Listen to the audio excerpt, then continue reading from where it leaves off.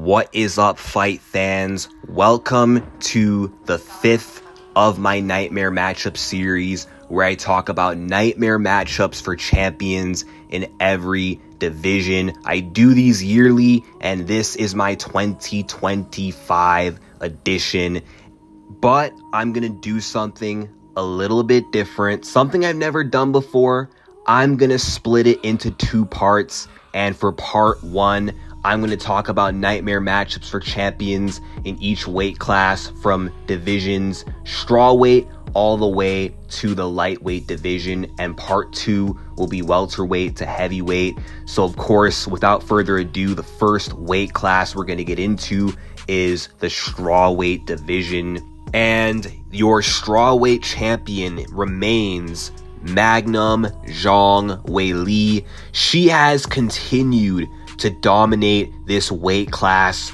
2 different reigns as champion, with the second one being longer than the first, lasting over 2.5 to nearly 3 years, and 3 defenses since getting the belt back. 4 defenses overall if you want to count her first reign. Only 2 losses to one person, who was Thug Rose Namajunas, but Rose out of the picture now, a full-on flyweight, and since then no one else has been able to solve that Zhang Weili puzzle. Weili continues to evolve in her skills. She started off as a striker with power, with decent wrestling, to now elite wrestling. She can dominate you with her wrestling, maul you on the ground. She can get submissions as well, and she eliminated the last nightmare matchup I had for her in Tatiana Suarez, who seemed to be the only true threat on paper, which just kind of begs the question, like,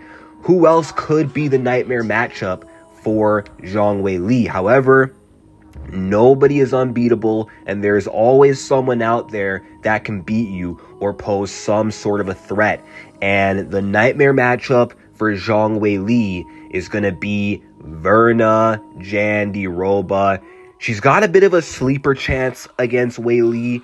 What makes her dangerous is she is a high-level jiu-jitsu practitioner, but she is well-rounded. She's not one-dimensional. She has wrestling too, with good entries on her takedowns.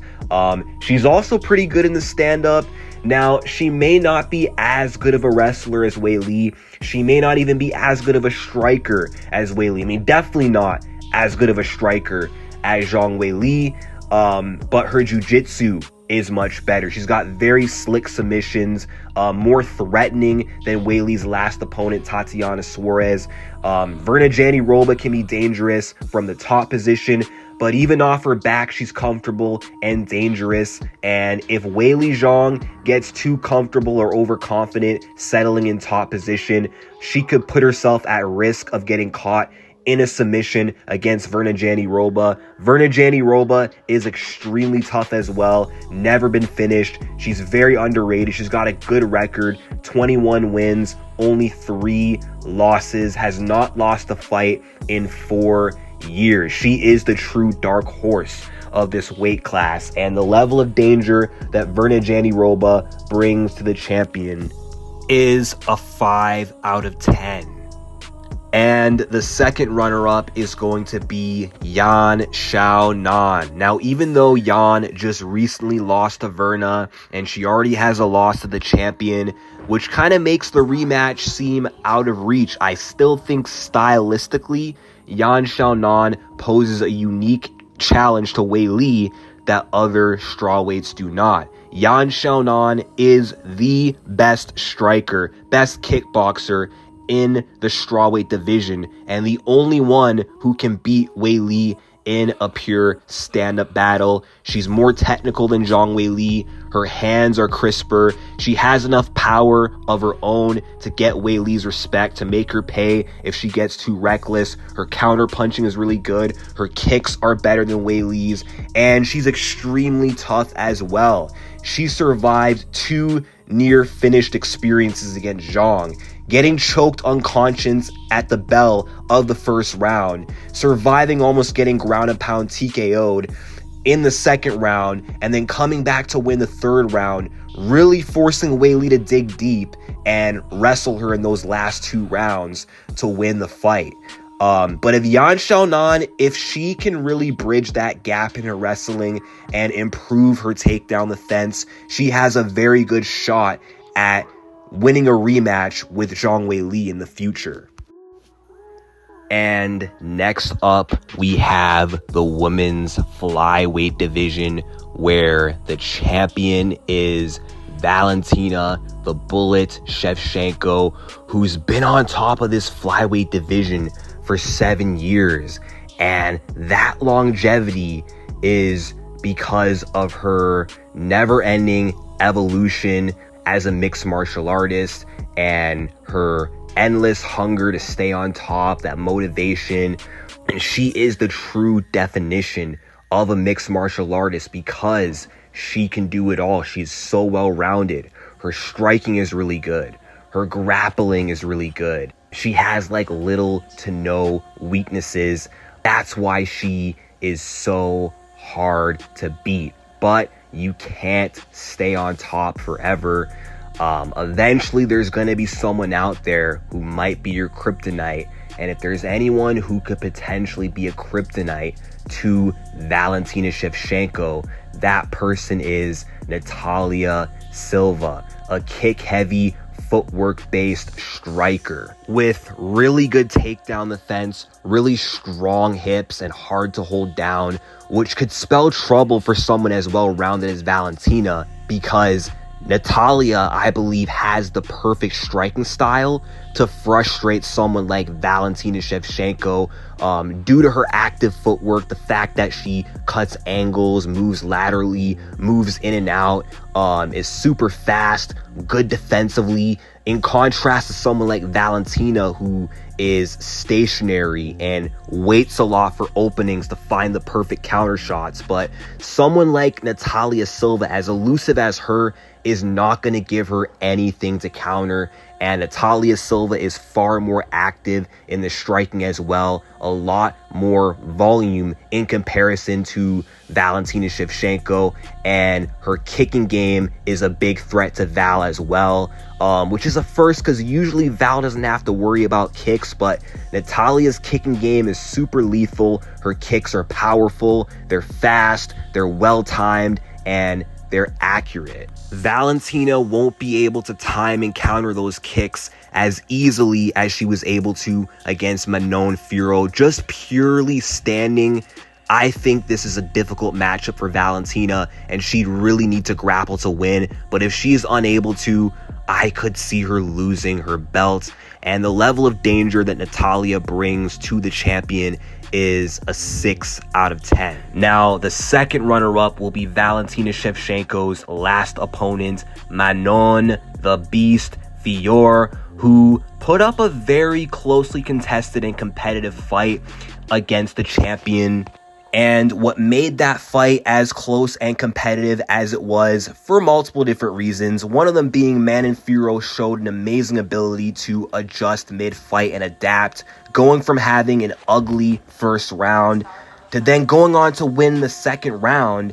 And the success that Manon had was in the clinch. Being able to hold Valentina against the cage due to her size and strength advantage. She was able to take Valentina Shevchenko down. She also has good takedown defense, so Valentina struggled getting her own takedowns. And when it comes to the striking, Manon Fiorot's striking may not be as good as Shevchenko. She may not be as fast or as accurate, but her striking is good, just enough to make the stand-up competitive between the two. And Manon Fiorot is not afraid to press forward, to put pressure on Valentina, which did help her a lot in the striking. It created a lot of opportunities to land a lot of good shots on the feet against Valentina Shevchenko, which is why that fight was as close as it was. That's why Manon had so much success. And even though she didn't get the win, I believe her confidence goes up from here. And I think every time these two fight, it's always going to be a competitive fight. Stylistically, this is not one of Valentina's easier opponents. And bonus runner-up, Magnum Zhang Weili. She may not be an official flyweight, but she's teased moving up for years. And if she transitions from strawweight to flyweight, Weili might be physically better. She might be even more stronger than she is down a weight class. She might be even more durable, and she might be even more powerful, which could be scary for the champion given the skill set that Weili already brings to the table. Being a tough, tenacious brawler, not afraid to press forward, and pressure against Valentina could be risky, but it could also create openings if done right. And Weili Zhang, I believe, has better wrestling than Valentina Shevchenko, and wrestling could definitely be a good way to challenge the Bullet. If you have that takedown threat against her, you could do very well. And I do believe Weili, if she can outstrike her, she can definitely out-wrestle her. And now the women's bantamweight division, where your new UFC women's bantamweight champion is Kayla Harrison. This title has passed around 3 times since Nunes left from Pennington to Pena, but now it's in the hands of Kayla, who is a true dominant force to be reckoned with in the UFC. 3-0, 2 finishes, and she's ran through her competition. She ran through the former champ Juliana Pena, making it look easy, and Juliana is a very tough opponent, and Kayla made light work of her. And what makes Kayla so dominant is she's bigger than everyone in this division. She's stronger than everyone else in this division, and on top of that, she is the best grappler, wrestler in this weight class, with very strong top control, ferocious ground and pound, threatening submissions, and good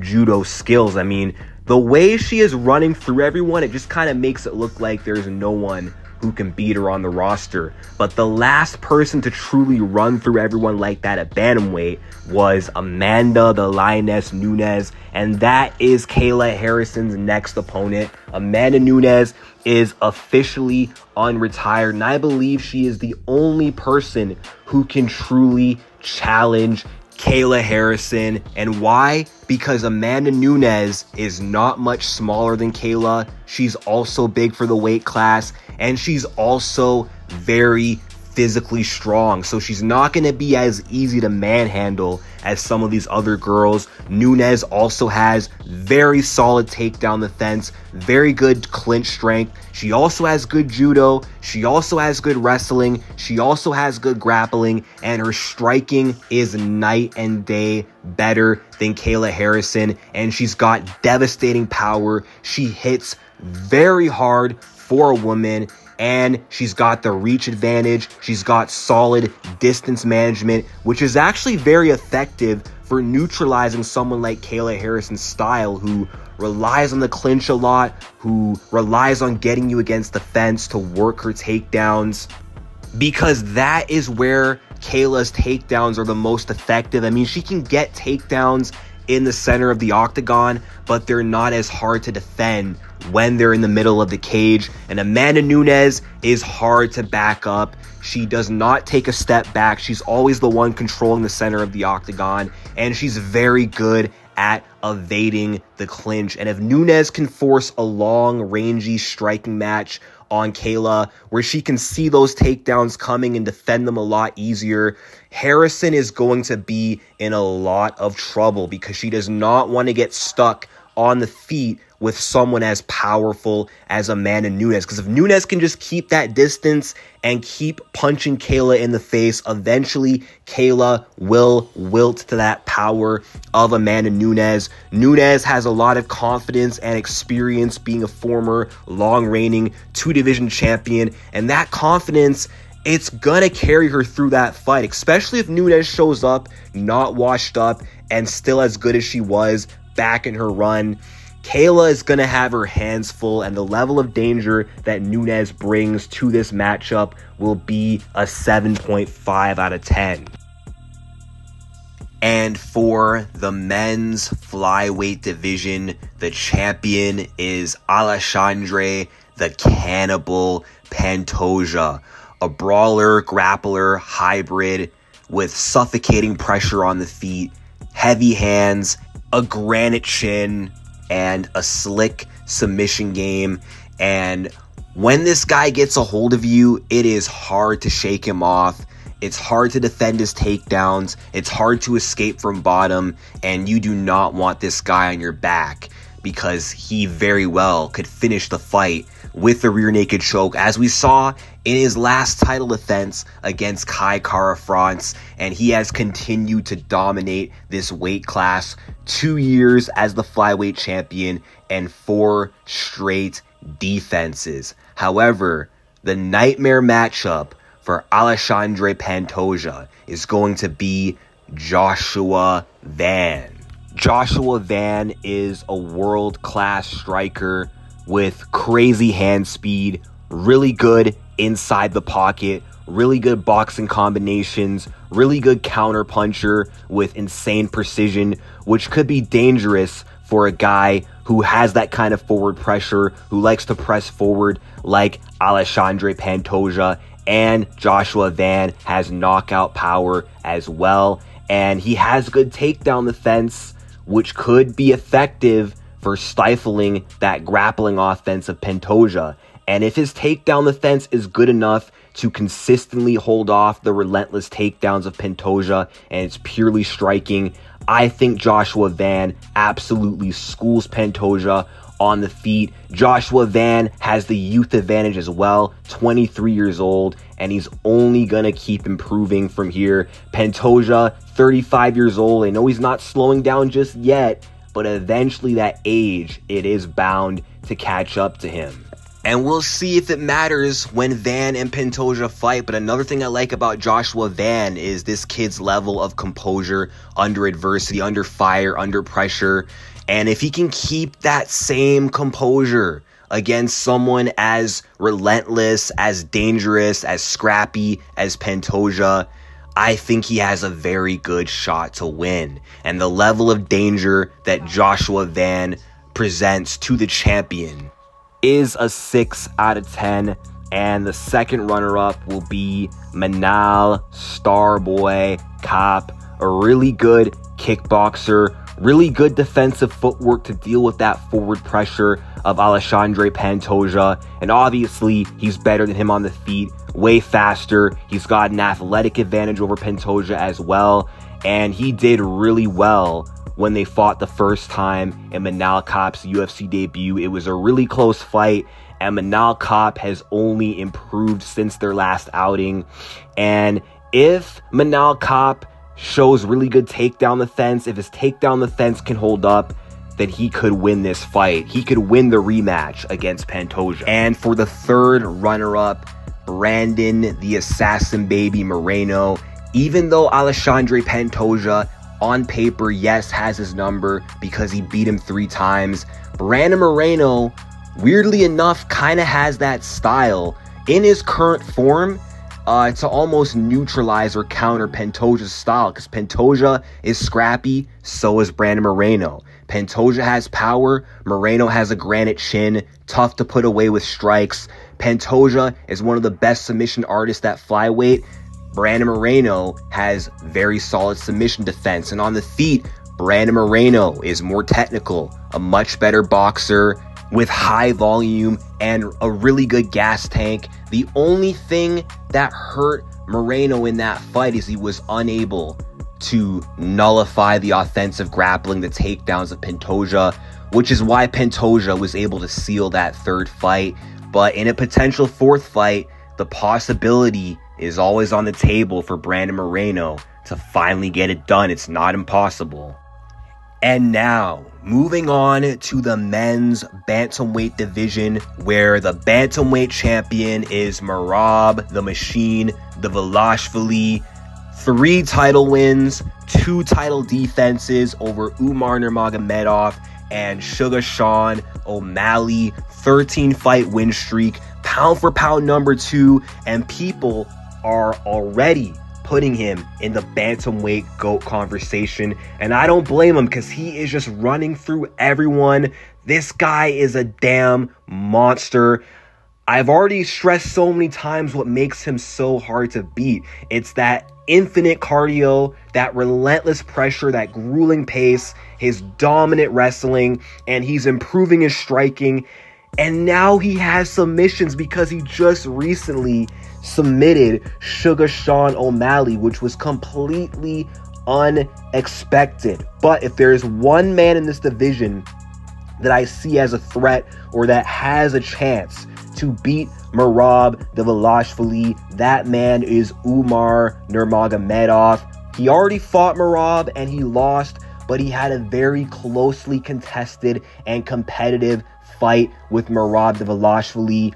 We already know he's ahead of Merab in the striking. He was out striking Merab in the first 2 rounds, and he has good enough wrestling to match Merab's wrestling, to stop Merab's takedowns, to even get his own takedowns against Merab. And in those first 2 rounds, Umar Nurmagomedov was in control.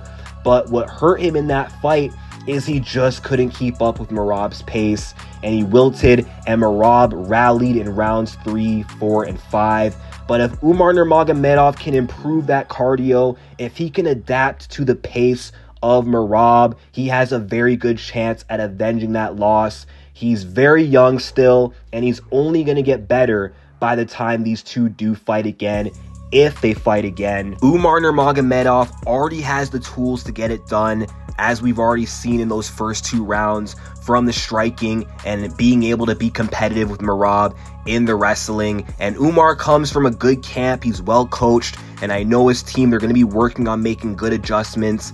And the level of danger that Umar Nurmagomedov brings to the champion, it drops ever so slightly, because now I've already seen the matchup and I'm not as confident this time, so I'm going to move it down to a 5 out of 10. And now moving on to the featherweight division, where once again the featherweight champion is Alexander the Great Volkanovski, who regained the title back in April when he fought Lopez for the vacant belt once Ilia left. And I mean, Volkanovski, he showed that he still has it. He's back on top once again in the form that he's in. I mean, he looked super sharp against Diego, super fast. I mean, Volkanovski has always been difficult to beat. This guy is a jack of all trades, elite level striker, can fight you in either stance on the feet, and elite level wrestling. He can either piece you up standing or he can maul you on the ground if he wants to. And he's got amazing cardio, amazing fight IQ. I mean, this guy is the full package. There is a reason why he's been champ for as long as he's been. However, that last fight against Diego, even though he won it handily, it was not an easy fight. Volkanovski is getting up there in age, and I believe moving forward, there are no more easy fights for Volkanovski, and this featherweight division is continuing to evolve. The contenders are getting better, and I believe the nightmare matchup for Alexander Volkanovski is Gene Lord Silva. Gene Silva is a short, stocky, explosive, powerful striker with insane hand speed, insane kicking speed. He's really good in the pocket, and he has really good takedown defense. He's got very good head movement and good counters as well. In this matchup, Volkanovski loses a couple advantages here. He loses that short man's advantage because he's fighting a guy who's around his height level, who can take him in the pocket. And in the pocket, that's kind of where Volkanovski struggles. And he also loses his technical striking advantage as well.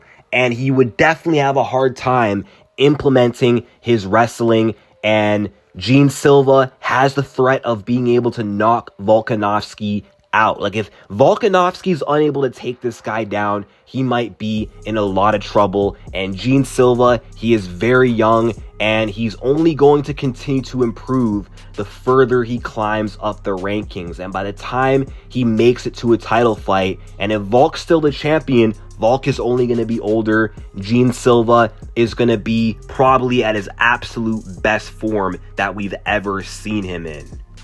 Gene Silva has the confidence, he's got the youth, he's got the athleticism, he has what he needs, he has the tools to get the job done. And the level of danger that Gene Lord Silva brings to the current champion, Volkanovski, will be a 6.5 5 out of 10.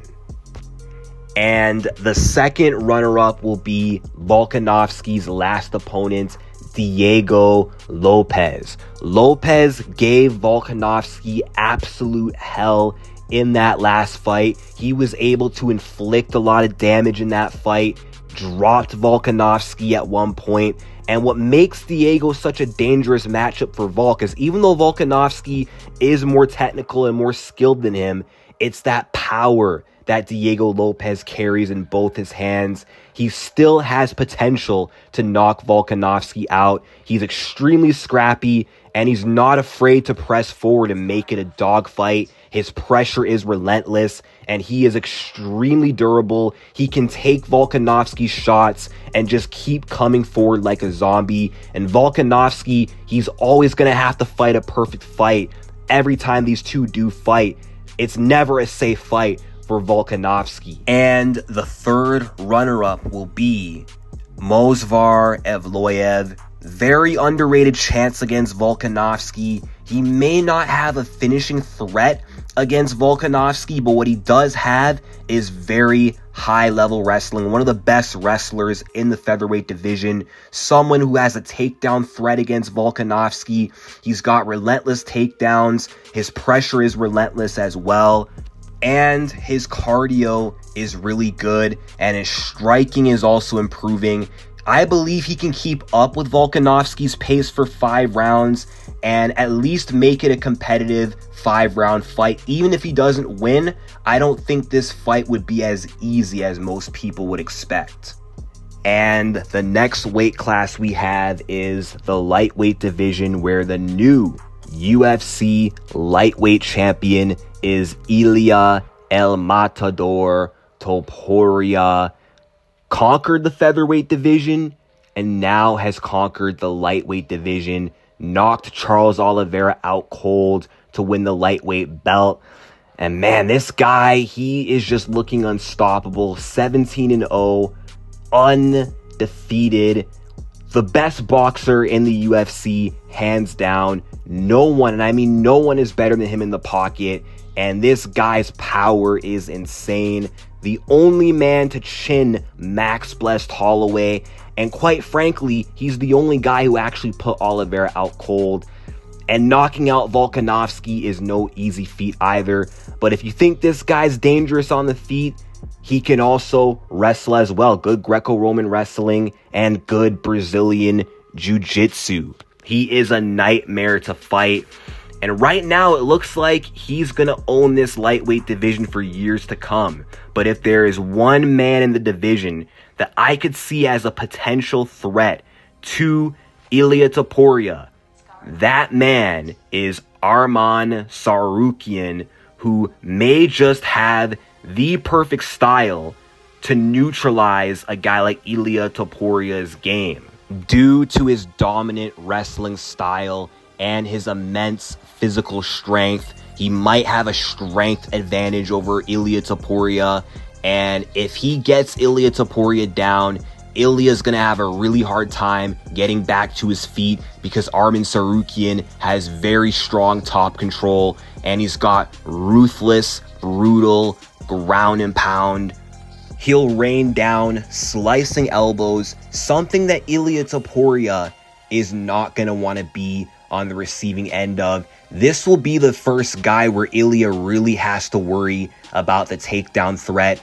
But Arman Tsarukyan on the feet, he's no slouch either. He also has good striking. Maybe not better striking than Ilia, but striking good just enough to hold his own on the feet before getting the fight to the ground if possible. Arman Tsarukyan's kicks are really good as well. Good body kicks which could disrupt the boxing of Ilia Topuria. He can threaten Ilia with high kicks too, and he's very patient, very defensively sound. He's not just going to walk into range and brawl with Ilia Topuria, putting himself in danger of getting knocked out. On paper, this is a very hard stylistic matchup for the champion. This is the one guy I could just see grinding out and wearing down the champion with that wrestling pressure and the level of danger that Arman Tsarukyan brings to the champion. is a 6 out of 10. And I hope this fight happens one day. I know Dana White is not going to give Arman the next title shot, but that's the only fight for Ilia right now in the lightweight division that interests me. And I would not be surprised if Arman Tsarukyan was the first man to defeat El Matador. However, that is it for part 1 of my Nightmare Matchup Series 2025 edition. Stay tuned for part 2 sometime in July. Peace out.